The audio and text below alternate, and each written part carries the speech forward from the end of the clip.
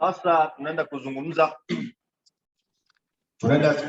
tafadhali wapigie ili tuanze. Wale tunaweza kuzungumza kuhusu Yesu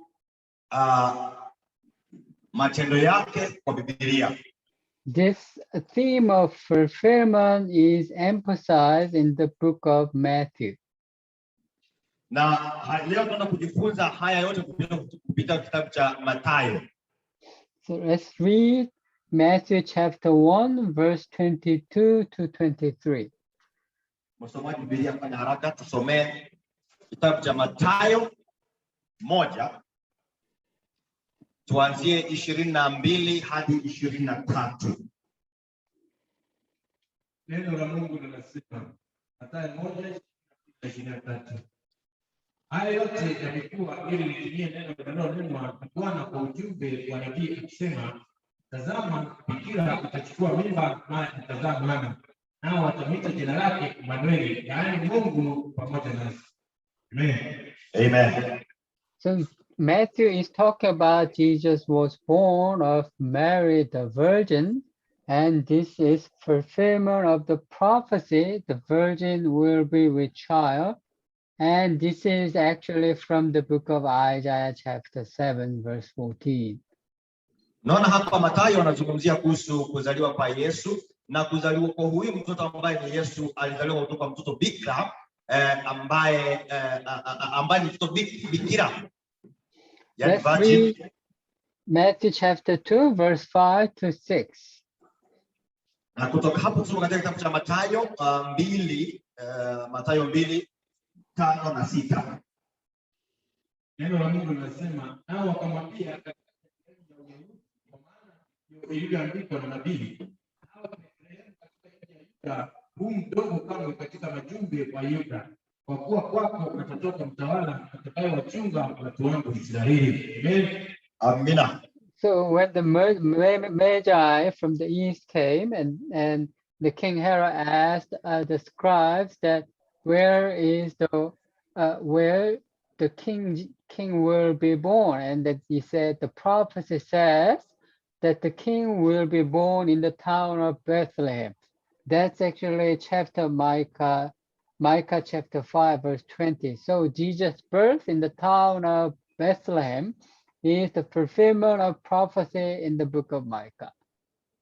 Na hapa ndipo unabii unasema kwamba mtoto mfalme atazaliwa pale Bethlehemu, na hapo ndipo kutakuwa mfalme amezaliwa. Ukiangalia zaidi pale chini kitabu cha Mika 5:20 inasema zaidi. Let's read Matthew chapter 2 verse 14 to 15. Mathayo 2:14-15. Neno la Mungu linasema, mama yake usiku akaenda zake Misri, akakaa huko hata alipokufa Herode. Neno la Bwana ujumbe wa nabii akisema, kutoka Misri nalimuita mwanangu. Amen. So Jesus' family went to Egypt and came back to Israel, and then that event, Jesus was coming out of Egypt, it was fulfillment of the prophecy, out of Egypt I call my son. That is Hosea chapter 11 verse 1. Na hapa ndipo familia ya Yesu ilienda pale Egypt kwenda kumlaki na kumrudisha kule Israeli, na hapo ndipo tunapata hiyo historia. Tunapata ameandika kwamba huyu ni mwana wetu, ni mwana wangu au ni mwana wetu. Hapo inapatia kitabu cha Hosea 11:1. Let's read first Matthew chapter 2 verse 17 to 18. Tusome Mathayo 2:17. Neno la Mungu linasema, ndipo ilipotimia neno lililonenwa na nabii Yeremia kusema, sauti ilisikiwa Rama, iliyo na maombolezo mengi, Raheli akiwalilia watoto wake, asikubali kufarijiwa kwa kuwa hawako. Amen. Amen. So what happened in the Bethlehem, the killing of babies, it was prophesied in the prophet Jeremiah. That's Jeremiah chapter 31 verse 15. Na haya maneno yanafanyika pale Bethlehemu, yaliweza kutolewa nabii kutoka kwa Jeremiah, Na hapo inapatikana hiyo historia inapatikana pale Jeremiah 33:15. So this language of fulfillment, to fulfill, it was fulfilled. This kind of theme, what happened to Jesus was fulfillment of what the scripture in the Old Testament says. This fulfillment language appears in the Gospel of Matthew 11 times. Unaona kwamba hii yote imefanyika ni kuwasilia au fulfillment ama kutimia ila wakati kila scripture imeandika kwamba ilitimia ikatimia, neno la Mungu likaweza kutimia. So Matthew is presenting Jesus as the fulfillment of Old Testament, fulfillment of scripture.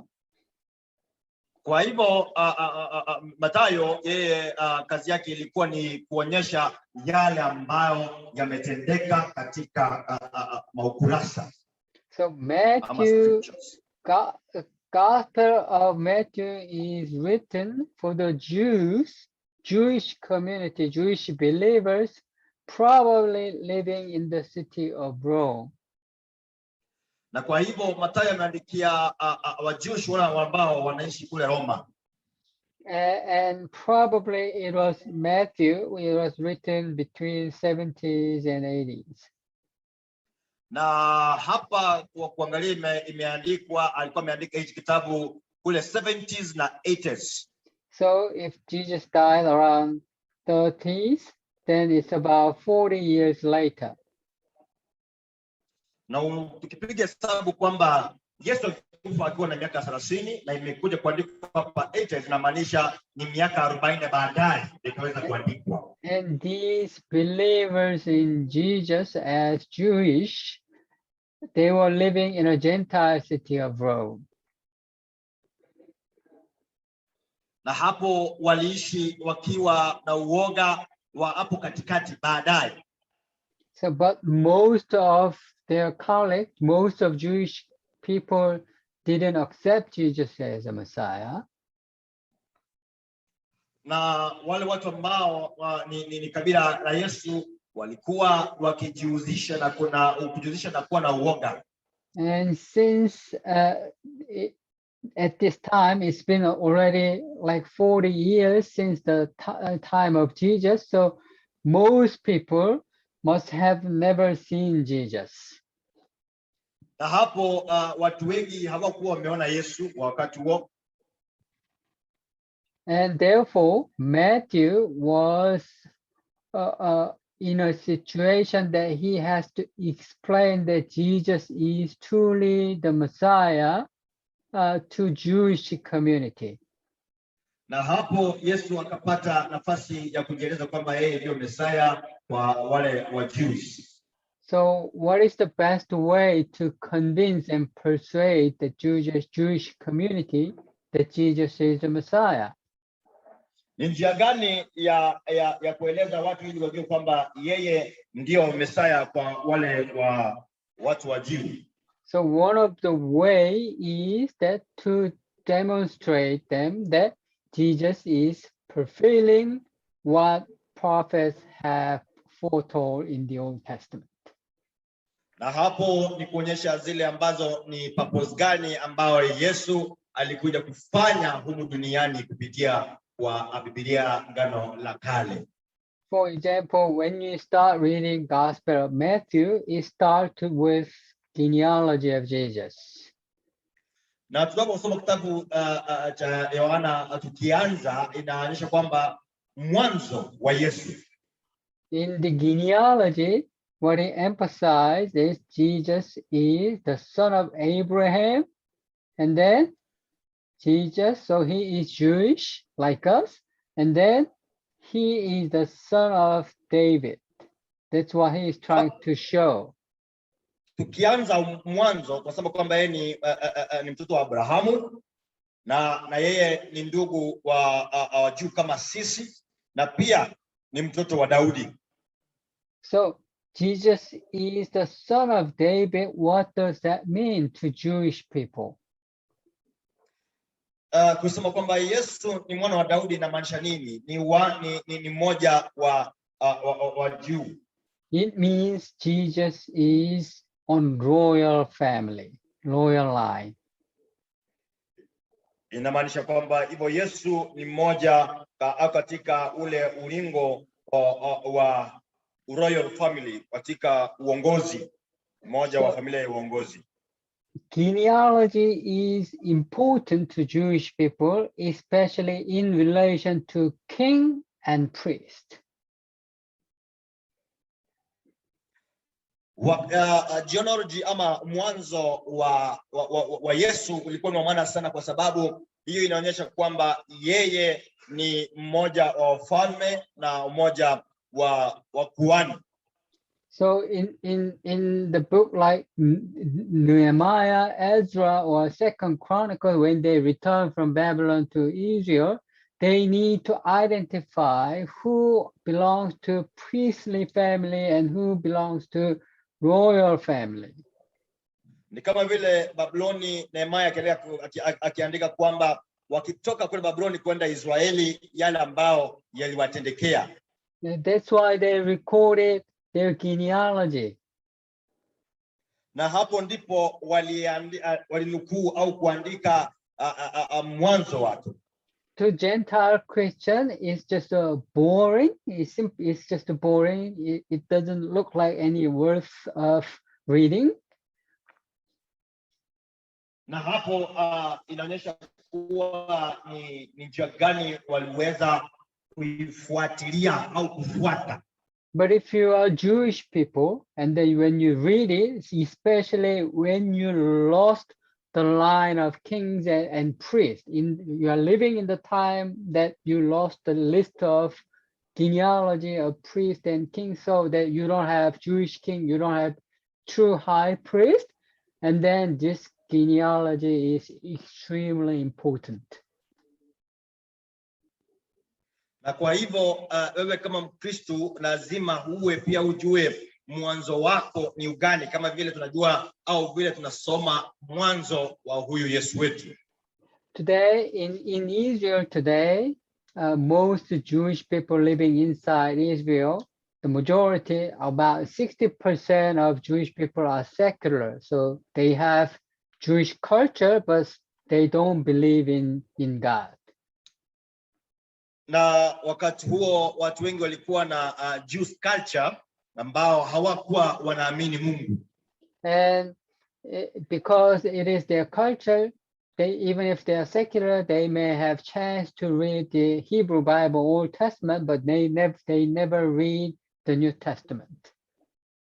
Na hapo hawakuwahi kusoma kitabu chochote cha Agano Jipya, wanasoma tu Agano la Kale peke yake.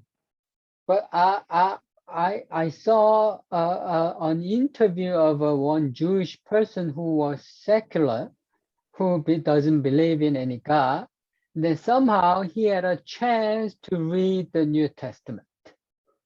Na hapa niliona interview ya mtu mmoja ambaye ni Mjuu ambaye haamini Mungu, lakini alipata nafasi ya kusoma Agano Jipya. And when he started reading the New Testament book of Matthew, there was a genealogy and he was shocked. Aliposoma kitabu cha Mathayo mwanzo wa Yesu, pia yeye alikuwa na mshangao. He was shocked because, oh my God, this is royal line of Jewish people. Na akasema, kweli hii ndio royal journey ya wana wa Israeli, wana wa Jew. As just a Jewish person, he just by reading Matthew chapter 1, the genealogy, he realized this is the genealogy of royal family of Israel. Na hapo aliposoma Mathayo wa kwanza ama Mathayo 1, hapo ndiye aliona kwamba kweli hapa huu ndio mwanzo au huu ndio ulingo, ndio kufuatilia kwa ule kwenda katika kuwa katika nyumba ya ufalme. So this genealogy, Jesus as the son of the David, is extremely important evidence that Jesus is the Messiah. Na hapo mtoto wa Daudi, hapo inaonyesha kabisa kwamba kweli hapo ndipo waliweza kujua kwamba kweli Yesu ni mwana wa Mungu. So another example of Jesus' fulfillment is God's presence among them.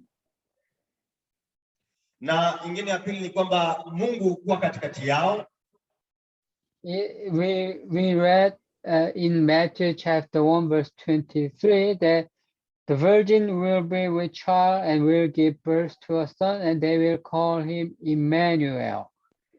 Na hapo tuliposoma Mathayo 1:22 mpaka 23 ikasema kwamba yule ambaye ni mama ambaye atazaa mtoto ambaye ataitwa Emmanuel. And Emmanuel means in Hebrew God with us. Yule mama ambaye ni bikira alipozaa mtoto akamwita Emmanuel, inamaanisha Mungu pamoja nasi. But when you read John chapter 1, that it said the word became flesh and made his dwelling among us. Unaposoma Yohana 1 anasema kwamba neema ya Mungu ika pamoja nasi na ikaishi pamoja nasi. So the presence of God promised by the Old Testament prophet is now fulfilled by Jesus. Na sasa hii Mungu kwa pamoja nasi imeonekana waziwazi kwa Yesu, maana alikuwa pamoja nasi. And as we already talked about, Jesus' birth in Bethlehem was prophesied in the book of Micah chapter 5 and it was fulfilled. Na Yesu alikuwa anatoa nabii katika ile sehemu ya kitabu cha Mariko. And the Magi story in Matthew chapter 2 is a fulfillment of also a prophecy. Na hapo Mathayo sura ya 2 inaonyesha kwamba namna gani alikuwa akionyesha nguvu za Yesu au Yesu anaonyesha nguvu za Mungu ndani yake. So let's read Isaiah chapter 60 verse 1 to 11, please. Tusome Isaiah 61:11.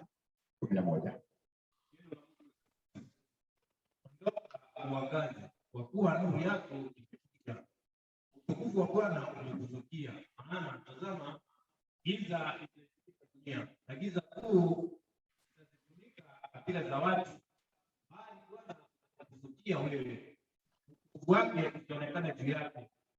Mataifa watajilia juu yako na wafalme kuujia mwanga.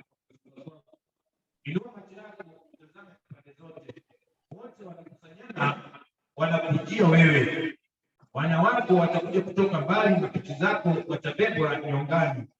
Ndipo utakapoona kutiwa nuru na moyo wako utatetemeka na kukunjuka.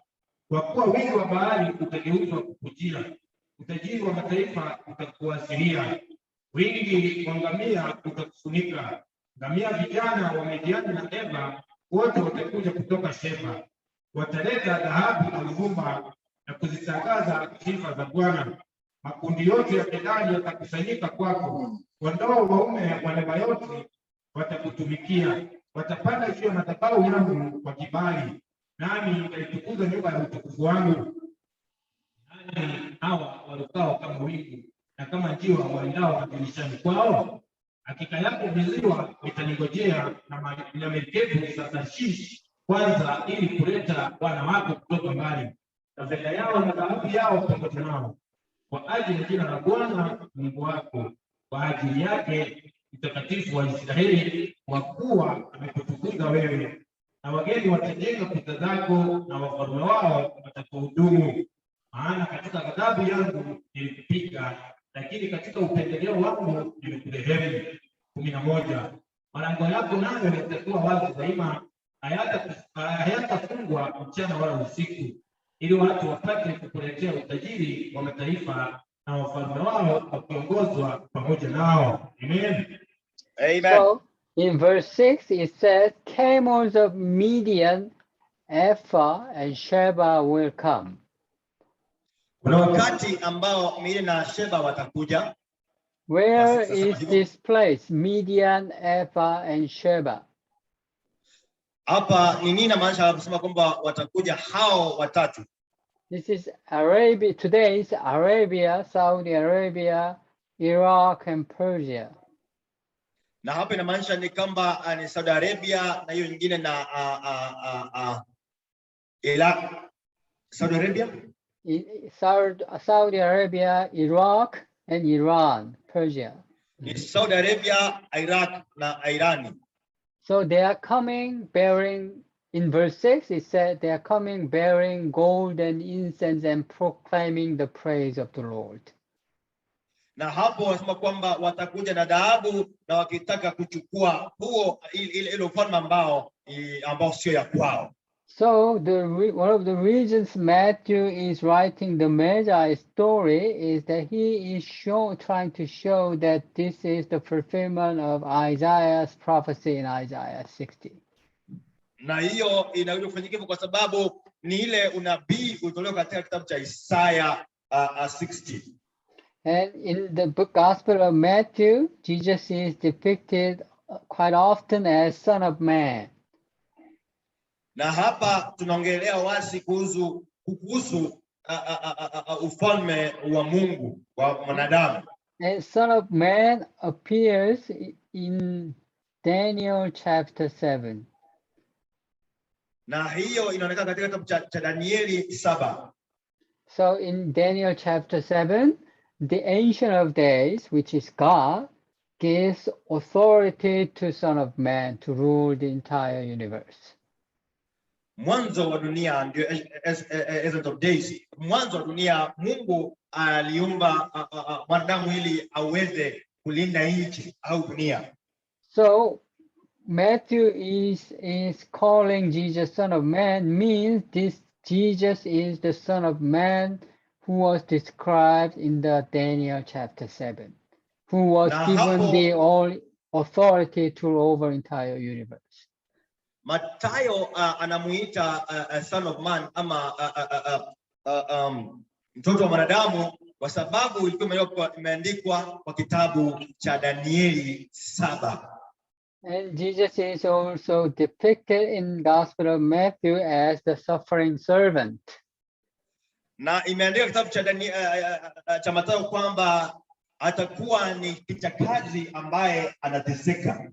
The suffering servant is depicted in Isaiah chapter 53. Na hii inapatikana kitabu cha Isaya 50 na ngapi? Hii ni 53. So Matthew is saying Jesus is the suffering servant who was predicted by prophet Isaiah in Isaiah chapter 53. Na hii inasemekana kutoka kitabu cha Isaya 53 kwamba ilisemekana na unabii na nabii ya Isaya kuwa kutakuwa na ambaye atakuja kuteseka na ni mtu mmoja. Okay, and there is a depiction of Messiah. When Jesus enters Jerusalem on Palm Sunday, he was riding on a donkey to enter Jerusalem, right? Na hiyo ndio tumesema. Can you repeat yourself again, please? So when Jesus entered Jerusalem before crucifixion on Palm Sunday, then he was entering Jerusalem riding on a donkey.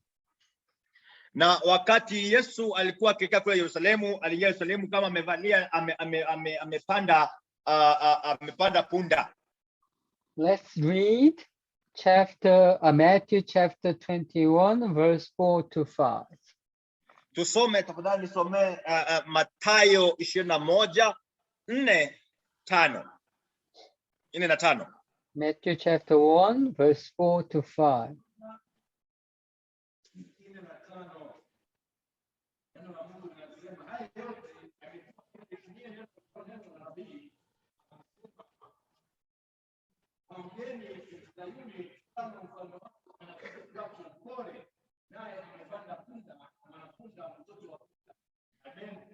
Amen. So Matthew is describing Jesus entering Jerusalem riding on a donkey. And then it is said that Jesus entering Jerusalem riding on a donkey is to fulfill this prophecy. Na unapoona Mathayo hapa anazungumza kuhusu vile Yesu aliweza kuingia kule Yerusalemu pamoja na punda. Hii inaonyesha ule maneno ambao ule unabii ambao uliweza kutolewa ule wakati. And this prophecy was written in Zechariah. Prophecy is Zechariah chapter 9 verse 9. Na huu nabii uliandikwa kule katika kitabu cha Zekayo 9:9. In the book of Zechariah prophesied that the Messiah will come and he will enter Jerusalem on a donkey. Na hapo ikaandikwa, Zekayo ikaandikwa kwamba hapo Yesu atapita kwenda atapanda punda kuelekea hiyo nchi.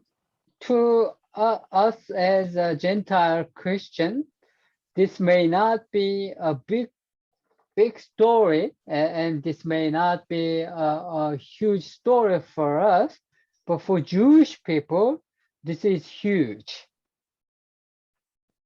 Na hii maneno ilifanyika wakati ambao wale ambao wa kutomwamini Mungu walikuwa katikati.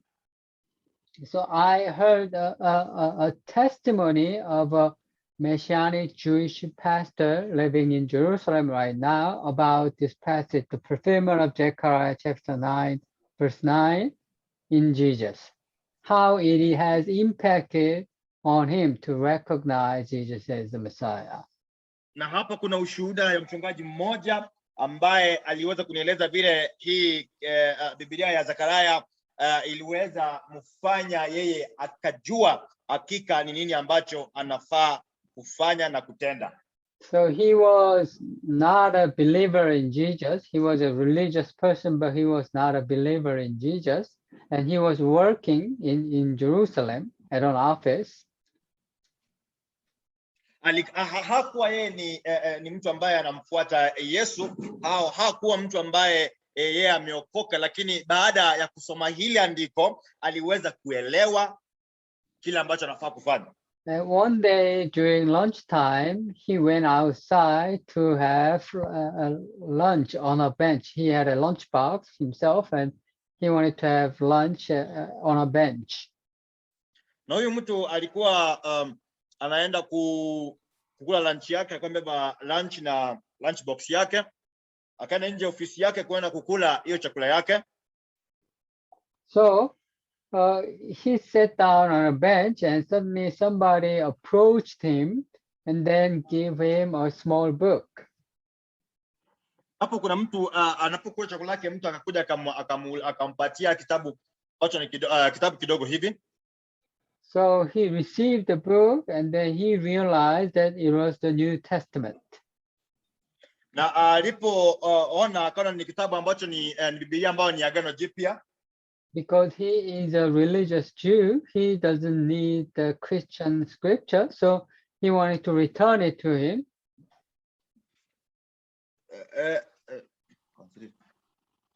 Repeat yourself, please. As a religious Jew, he didn't need any Christian text. New Testament is a Christian scripture, so he wanted to return it to the person. I don't need it. Yeah. Kwa sababu yeye alikuwa ni Mjuu na hakuhitaji kuwa Mkristo tena, so alipoona kwamba ni Biblia ambayo inaongea kuhusu Yesu, akaamua yeye wacha amrudishe, maana hahitaji kitabu tena. So when he lift up his face, but he is gone. So it was surprising. It looks like to him he simply disappeared. Na yeye kuona kwake ni kama huyu mtu alipatia Biblia ni kama alipotea tu, hakuelewa njia yenye alipotelea. And he looked around and he couldn't find the man who gave him the New Testament. Akatafuta mtu aliyempatia Biblia, hakupata mtu hata mmoja. And he came home with that New Testament, but he was not interested in it, so he just put it in the bookshelf and didn't read it for a long time. Na hapo akaenda akaiweka kwa mahali anaweka vitabu vyake. Hakukuwa na haja ya kusoma Biblia tena, maana hakuwa na haja zaidi ya kujua lolote. And after and as a Jewish believer, and it has passed a long time. Yeye ilikuwa imepita ni wakati sana. And when as a Jew he goes to synagogue, and in the synagogue they also had a kind of a Bible study session with the rabbi. Kwa sasa alikuwa ameenda kwenda kupata mafunzo pamoja na rabbi ambaye ni mchungaji wao. From his childhood he read the Bible many times, and then he always had question about Zechariah chapter 9 verse 9 from childhood. Na hapo wakasoma Zechariah 9:9. So according to Zechariah chapter 9 verse 9, when Messiah of Israel comes, he will come riding on a donkey. And from childhood, his question is, there are so many things that you can ride, such as you can ride, Mercedes-Benz, a car, a nice car as a Messiah. You can ride a helicopter.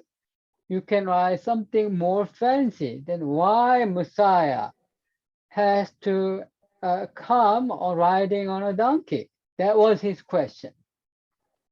Sasa yeye akauliza katika kitabu cha Zechariah 9:9 inasema kwamba Yesu atakuja kama amepanda punda akielekea sehemu nyingine. Kila akajiuliza, sasa ni kwa nini huyu Messiah anakuja badala kuja kama anaendesha Mercedes Benz, anaendesha gari nzuri, anaendesha helikopta ama ndege, anapanda juu na anatembea na ndege. Mbona akakuja hii? Mbona akakuja hivi? Hilo ndio swali lilikuwa anauliza. So in ancient times, Messiah come riding on a donkey. That's okay in ancient times, but as a Jew, since they don't believe Messiah has come, now according to Jewish understanding, Messiah has not come yet. But now in the modern times, why Messiah is coming riding on a donkey in this modern high-tech era? Kule mwanzo Yesu alikuja na punda, lakini kwa kwa huyu mtu yeye hapo anaamini kwamba Yesu amekuja kwa mara ya pili. Sasa anauliza ni kwa nini yeye akuje kwa hiyo njia ambayo sio modern way, yani sio njia ambayo ni ya kisasa.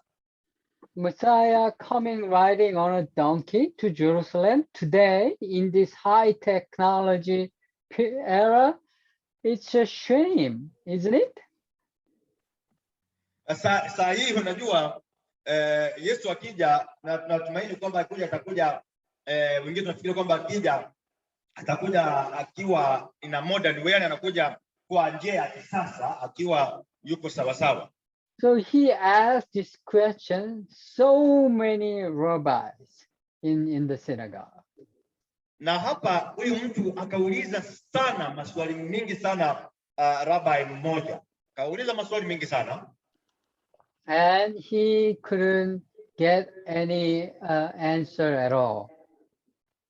Na hakupata jibu hata kidogo. They tried to explain it, but it was not satisfying answer to him at all. Akawa naelezo lakini hakuweza kupata jibu ambayo alikuwa anatafuta. But one day somehow he saw in his bookshelf there, he saw the New Testament that he had kept for a long time, and one day just he wanted to read the Bible, read the New Testament.